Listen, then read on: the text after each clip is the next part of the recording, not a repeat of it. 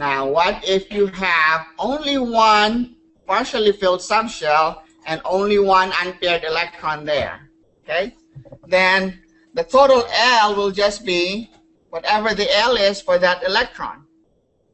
Okay, so and the total S would just be whatever the S is for that electron. S for any electron is just 1/2. So what is our multiplicity then? What is 2s plus 1? 2 times 1/2 plus 1 is 2. What you have there is called a doublet. All right. So let's look at an example here. Lithium, 1s2, 2s1. Okay, what's our S? What's our L? Big L. It's just going to be equal to little l for that electron in the partially filled subshell. What is the L quantum number for that one electron in the 2s orbital?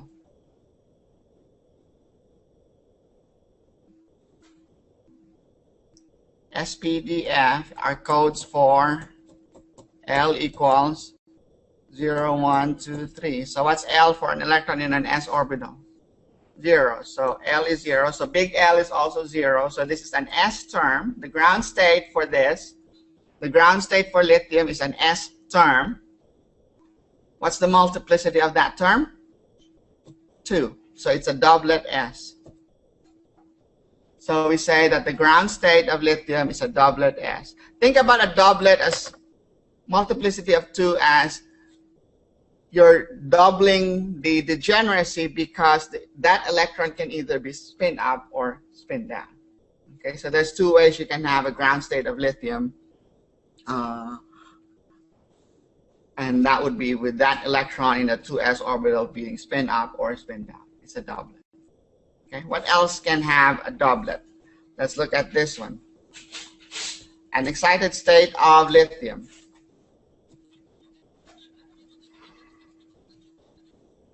What happens if your configuration is 1s2, 2p1? What is our big L here? It's going to be equal to little l because we only have one electron.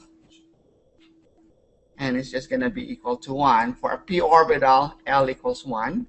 So this is going to be a p term. And you have one unpaired electron in one partially filled subshell. One unpaired electron in one partially filled subshell. The ground state for lithium for this the term for this ground for this excited configuration of lithium is doublet P. What about this one, fluorine? P5.